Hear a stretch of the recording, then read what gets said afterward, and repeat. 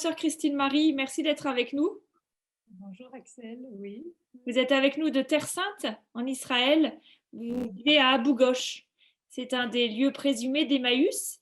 Et pour ceux qui suivent toutes les semaines notre rencontre avec notre évêque et ses invités, il y a 2 semaines maintenant, vous nous parliez d'Emmaüs dans la grâce de Pâques.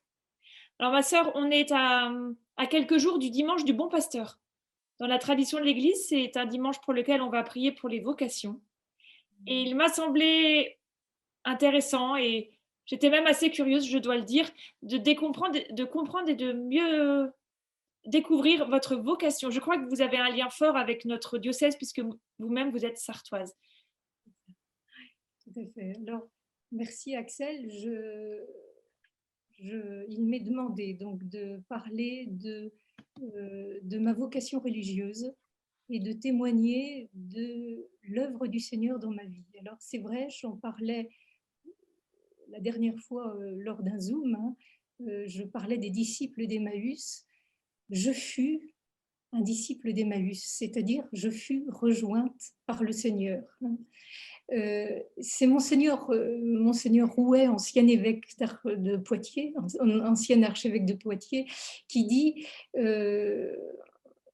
ce n'est pas celui qui va sur les montagnes qui rencontre le Seigneur, mais c'est le Seigneur qui vient à notre rencontre et qui nous trouve. Voilà. Alors, donc je suis sœur Christine Marie, je suis bénédictine, je vis dans un monastère bénédictin d'Abu Ghosh, dans un village arabe, près de Jérusalem. Ce monastère a été fondé par le Bec et Loing, en Normandie, il y a près de 45 ans. Je suis du Mans. J'ai passé près de 35 ans au Mans, j'ai fait des études et j'ai eu une activité professionnelle durant 10 ans. Durant cette activité, j'ai eu la joie, parce que je vivais au Sablon, j'ai eu la joie d'aider le Père Abélos à Saint-Bernard-des-Sablons à préparer la messe du dimanche avec Daniel et Nicole Payon. Des événements personnels m'ont amené à stopper un peu brutalement cette activité. Je me suis rendu compte qu'il y avait un décalage entre ce que je vivais intérieurement et ce que je pouvais donner aux autres. Et je dois dire, je rends au jour d'aujourd'hui toujours grâce au Seigneur de m'avoir contrainte à entreprendre un chemin personnel, à entreprendre un chemin d'authenticité, au bout duquel le Seigneur m'attendait. Alors, à la fin de ce chemin personnel, j'ai une amie avec qui j'avais fait connaissance à l'aumônerie des étudiants à la fac du Mans, qui me propose, en 1999, de l'accompagner en Israël. Elle avait été volontaire, infirmière pendant 2 ans à l'hôpital français de Nazareth, chez les sœurs de Saint-Vincent-de-Paul.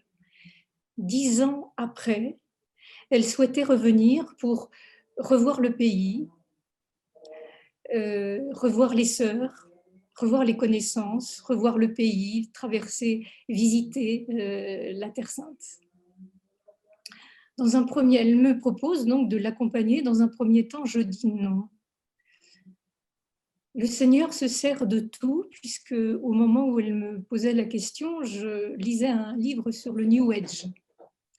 Et je vois l'importance de me rendre en Terre Sainte, l'importance spirituelle. Donc, après un non catégorique, je dis oui.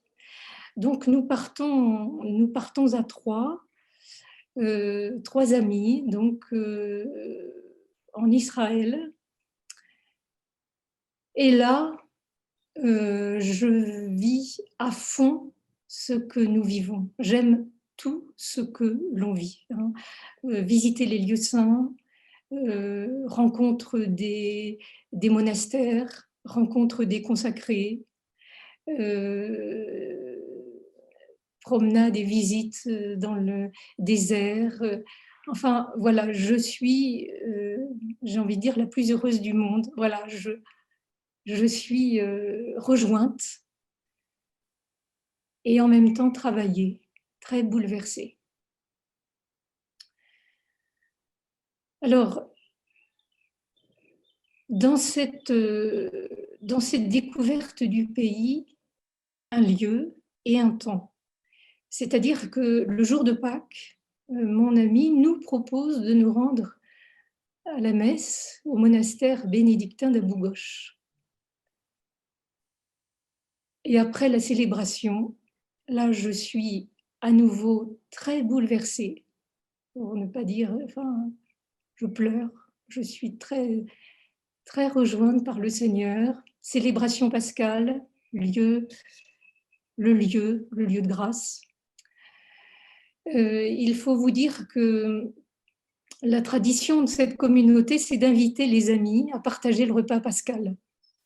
Anodile, qui connaissait les sœurs la connaissaient, donc nous invite à partager le repas chez les frères, avec la communauté sœurs et frères.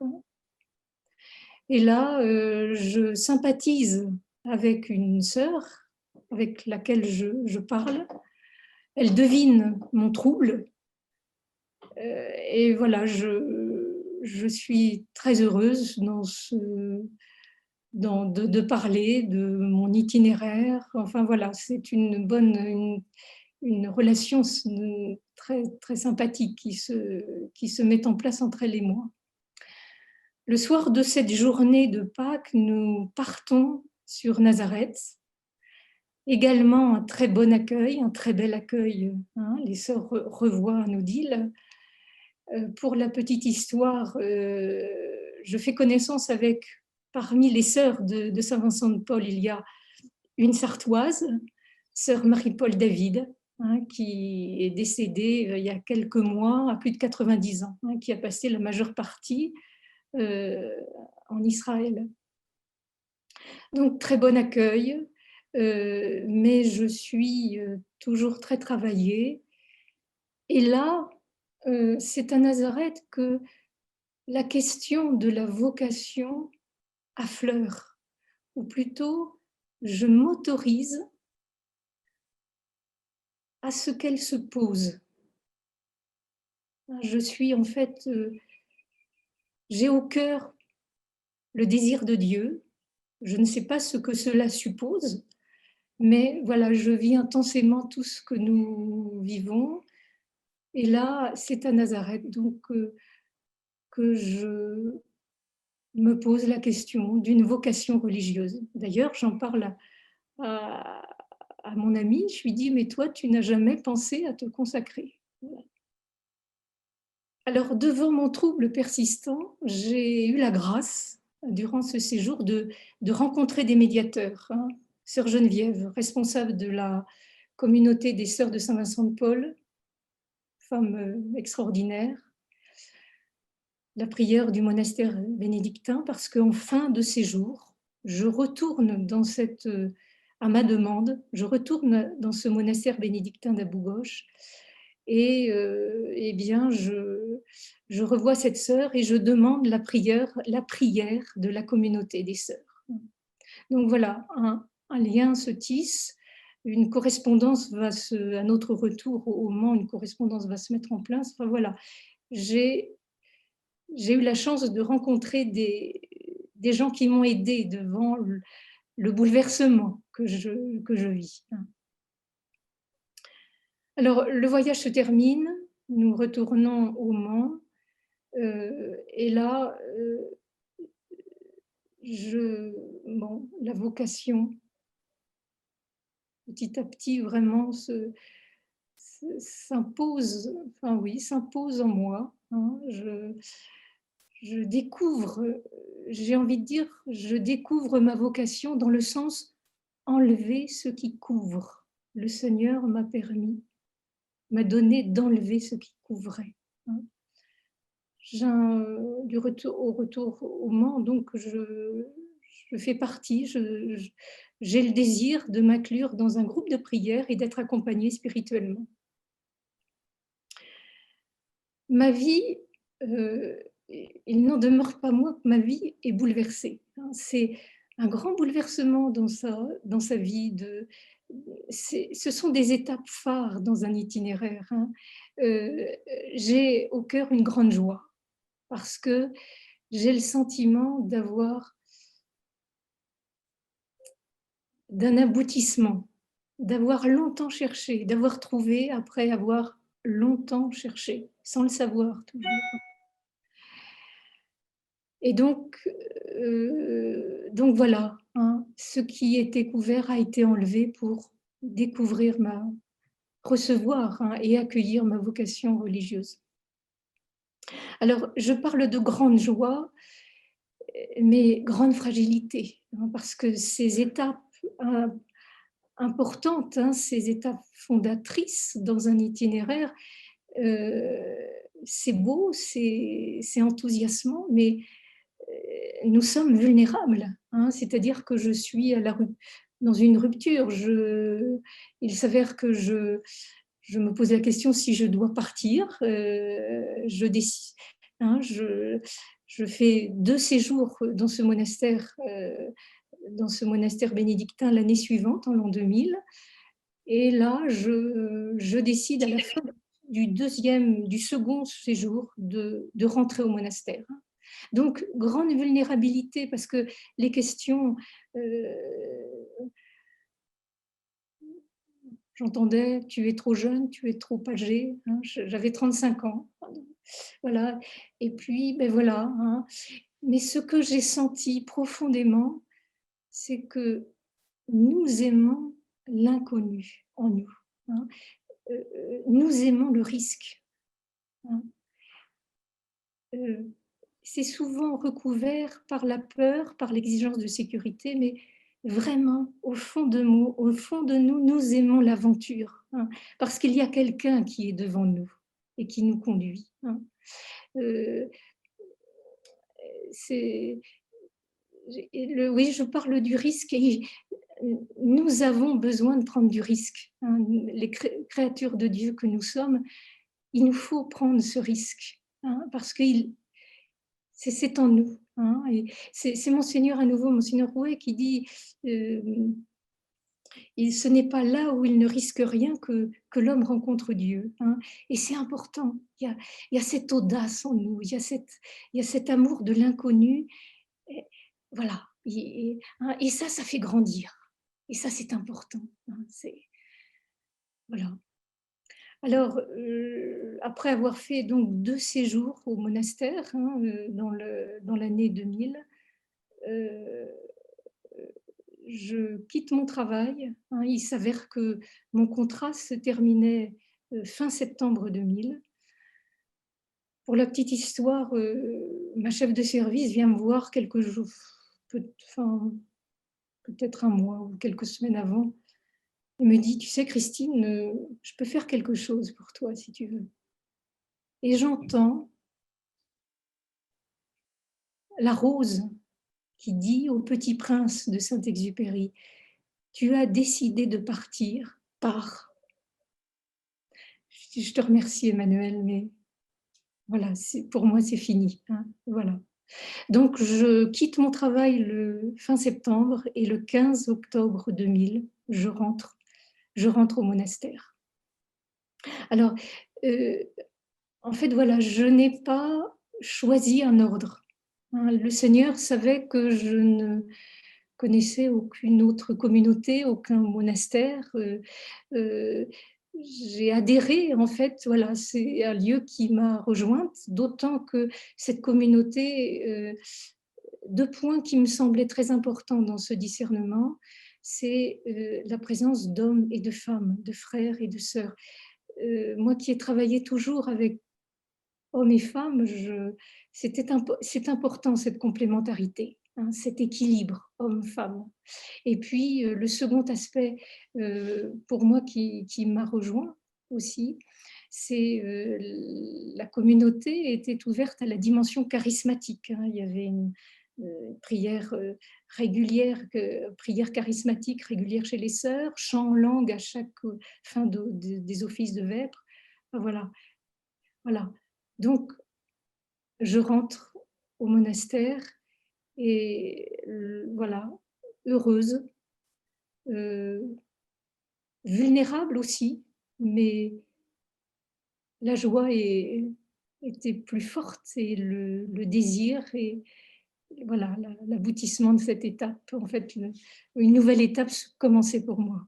Alors, je tenais à vous dire, dans cette étape quand j'ai su vraiment que ma voie était celle d'aller, de rejoindre des hommes et des femmes qui recherchent Dieu, parce que voilà, c'était ça. Je suis arrivée, je me suis dit, mais c'est ça que je recherchais sans le savoir.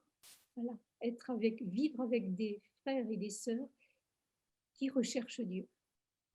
J'ai souhaité aller voir mes parents et chacun de mes frères et sœurs pour en parler, parce que c'est une décision importante et aussi pour la famille, ça va de pair. Donc j'ai pris le temps d'aller voir chacun et d'expliquer. Et ça fait grandir aussi. C'est ça aussi être adulte. C'est voilà, dire voilà ma décision. Elle peut être bien ou moins bien reçue, mais c'est important par amour et par respect des membres de ma famille. Il était important que ça soit que j'aille les voir. Voilà.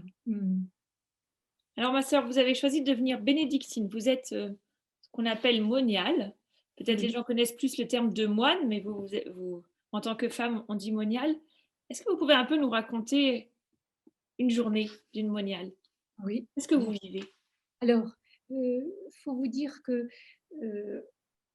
il y a beaucoup de monastères bénédictins en France, dans le monde aussi, bien sûr, mais nous ne sommes pas, nous ne sommes pas de la même famille que Solesmes. Voilà, nous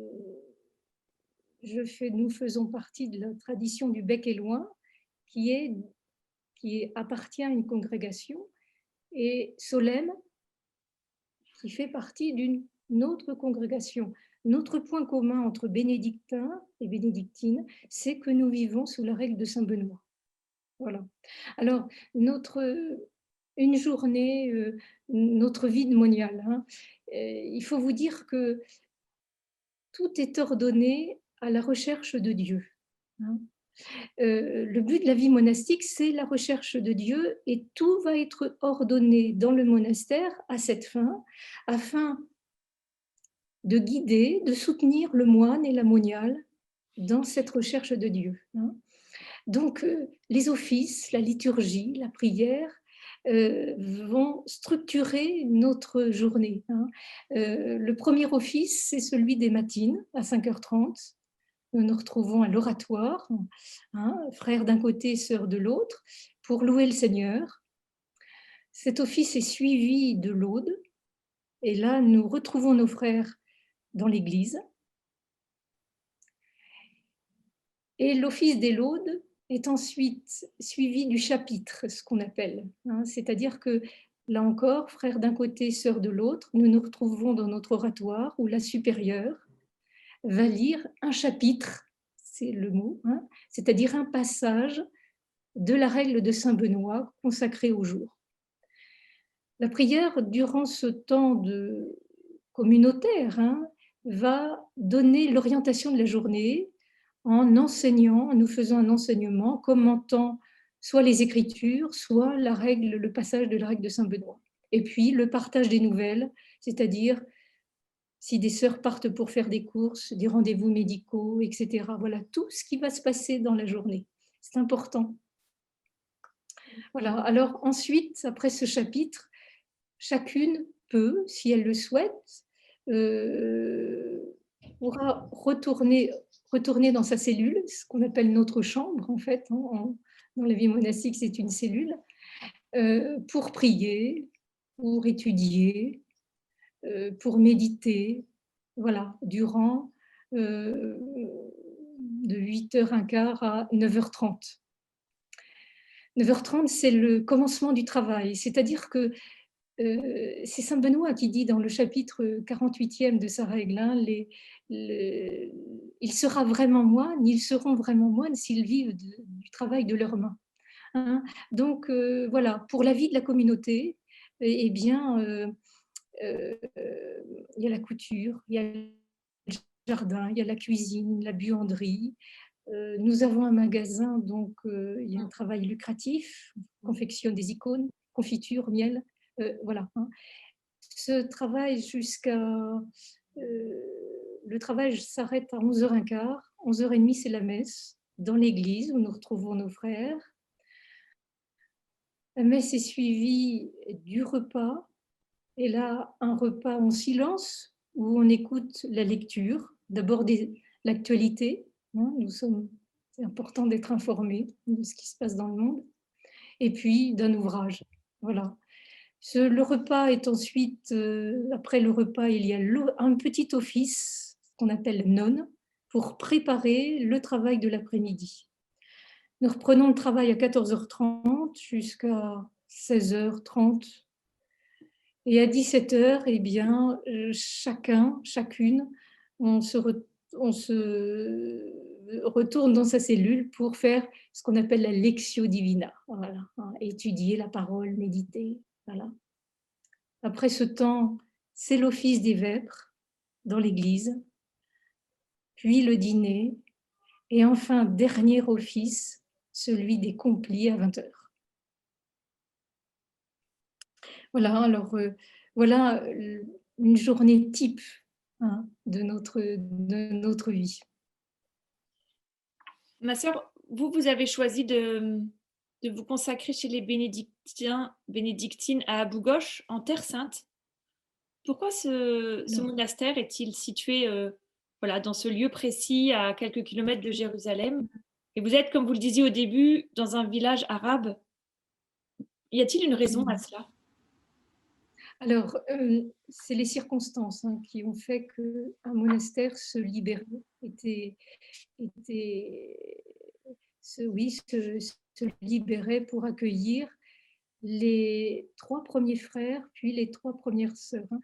En fait, il faut vous dire que la communauté a été fondée donc par le Bec et Loing sur l'intuition de l'abbé de l'époque, de Père Paul Gramont, du Bec et Loing, qui a eu l'intuition de créer une communauté monastique en Israël. Il a d'abord envoyé 3 premiers frères, puis 3 sœurs, dans le but de retrouver nos racines juives, nous en tant que chrétiens, et d'être une présence cordiale auprès de nos frères juifs, une présence de prière, présence fraternelle. C'est pour cela que nous avons introduit l'hébreu dans nos offices, l'étude de la tradition, on partage des fêtes juives, et puis il y a tout plein de relations fraternelles, hein, et conviviales qui se sont créées depuis 1976. Voilà. Le but premier, retrouver les racines juives de l'Église. Ça, c'est important. 1976, c'est la date de l'arrivée des premiers frères. Et un an plus tard, les 3 sœurs sont arrivées. Hein. Alors, il est évident que cette cordialité s'adresse aussi à nos frères musulmans. Nous sommes dans un village arabe, hein, et nous entretenons de bonnes relations. Hein. Vraiment, notre communauté, c'est une présence cordiale à nos frères juifs, frères musulmans, et puis à ces églises orientales, en fait, hein, qui sont présentes et qui, par les circonstances, les événements, les réunions entre supérieurs, voilà, une présence de prière, une présence de cordialité. Voilà. Merci beaucoup, ma sœur. J'ai envie de vous poser une dernière question. Euh, Qu'est-ce que vous auriez envie de dire à des jeunes qui vous écoutent? Voilà, on va prier pour les vocations ce dimanche. Est-ce qu'il y a un message particulier que vous auriez envie d'adresser à des personnes qui n'ont pas encore choisi une orientation, enfin, un état de vie, soit une consécration, soit le mariage et puis aussi pour tous ceux qui peinent à trouver leur voie. Ben, dans un premier temps, j'ai envie de dire, ne vous arrêtez pas aux difficultés que vous rencontrez. Continuez. Voilà, les difficultés, c'est Saint Paul qui dit, hein, ce sont les difficultés qui vous affermissent en fait. Hein, c'est votre force. Hein. Euh, Allez-y. Hein, continuez votre chemin. Des difficultés, il y en aura. Hein, il y en aura toujours. Continuez, allez-y. Hein. Et cet amour du risque, cet amour de l'audace, hein, ça c'est important. Je voudrais revenir parce que c'est notre... Nous vivons, je voudrais parler de la fraternité parce que c'est important. Nous sommes donc une communauté religieuse contemplative, donc nous n'exerçons pas d'apostolat. Notre enjeu, c'est de vivre ensemble dans le quotidien, frères et sœurs. Donc c'est beau, ça peut être rude, hein, parce que en fait, nous sommes une famille recomposée. Nous ne nous sommes pas choisis et nous avons la même recherche de Dieu, hein, mais différente de par la nationalité, la culture, l'éducation. Hein. Il est important, l'autre, nous avons besoin de l'autre. Nous avons besoin de l'autre, parce que l'autre qui est différent de moi va me permettre d'avancer, de ne pas m'arrêter à mes idées, à mes opinions, hein, d'élargir l'espace de ma tente. Hein. C'est important, c'est un vrai défi, mais quelle force la fraternité, quelle force l'unité. Hein. Et je voudrais simplement dire, ça ne veut pas dire qu'il y a pas de difficulté, hein, mais on apprend à vivre la différence, on apprend à dialoguer sur ce qui nous a opposés. Hein. C'est une véritable école, c'est une véritable école de croissance, hein, de maturation. Hein. Et ça, il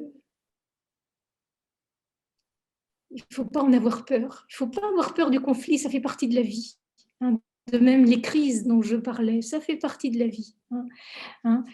Mais nous avons besoin de l'autre. Nous avons besoin de l'autre. C'est inscrit en nous. En tant que créature de Dieu, c'est inscrit en nous. Alors, bien sûr, il y a des difficultés. Bon, mais voilà, le conflit fait partie de la vie. Et pour moi, c'est une fantastique aventure humaine, donc un chemin de Dieu. Merci beaucoup, beaucoup, ma sœur, d'avoir accepté de nous partager ce témoignage. On prie bien pour vous. On espère qu'on pourra aller vous rendre visite quand toute cette... Oui, écoutez, c'est en train de les conditions s'améliorent, en tout cas, enfin, en tout cas du côté d'Israël. Merci, Axel. Non, non, bah, un grand merci à vous. Et puis, à bientôt. À bientôt. On reste bien en contact et on est unis par la prière. Merci beaucoup, ma sœur. Oui. Merci à vous et bon dimanche. Oui, Bon bon pasteur. dimanche, bon pasteur. Ah, merci.